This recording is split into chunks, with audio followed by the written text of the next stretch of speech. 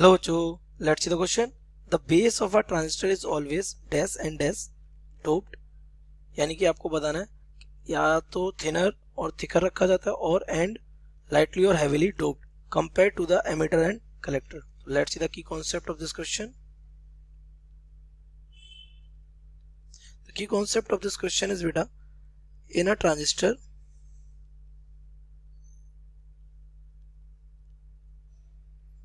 three sections are there.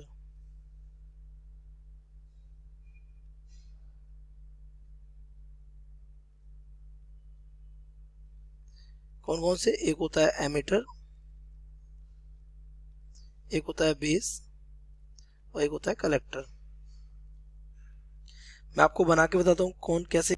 तो ये हमारी पूरी सेमीकंडक्टर की स्लैब है. इसमें जो सबसे पहला सेक्शन होता है ये, इस सेक्शन को बेटा हम बोलते हैं एमिटर. इसे हम क्या बोलते हैं? एमिटर. इसके बाद जो सेक्शन आता है वो सेक्शन होता है सबसे थिन, जिसे हम कहते हैं base.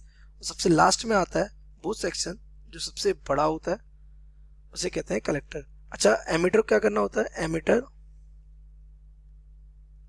Has to emits the charge carriers. Emitter को क्या चार्ज कैरियर्स क्या करने होते हैं? एमिट करने होते हैं. तो यहाँ पे चार्ज कैरियर्स का अमाउंट कैसा होना चाहिए? ज्यादा. So number of charge carrier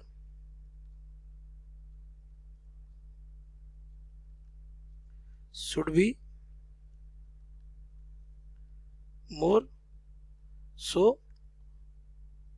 it is doped heavily. इसे हम कैसे डोप करते हैं? heavily. It is doped heavily. बात करते हैं कलेक्टर की. कलेक्टर क्या करना पड़ता है? Collector has to collect the charge carriers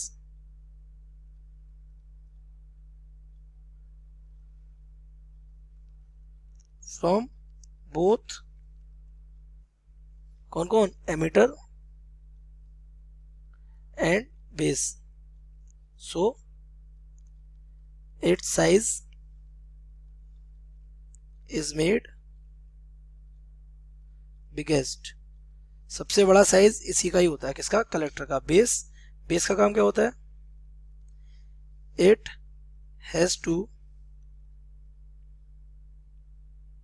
recombine with only 2% of charge carriers coming from emitter. Emitter से आने वाले चार्ज कैरियर में से सिर्फ 2% चार्ज कैरियर के साथ को क्या करना होता है? रिकम्बाइन करना होता है. So it is made thin as well as, क्योंकि उसको 2% चार्ज कैरियर के साथ ही रिकम्बाइन होना है, तो लाइटली डोप्ड होता है. इसकी डोपिंग कैसी करते हैं? लो करते हैं. तो लाइटली डोप्ड होता है और कैसा होता है? थिन होता है. तो अगर अपने क्वेश्चन को ध्यान से देखें क्या बोल रहा है? Base of a transistor is always कैसा होगा? थिनर. तो करेक्ट ऑप्शन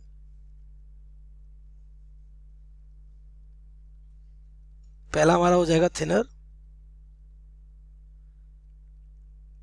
थिन होना चाहिए. एंड दूसरा हो गया हो जाएगा कैसा डोप्ड होता है? Lightly doped. तो दूसरा आंसर चला जाएगा lightly. So I hope you have understood it well. Best of luck.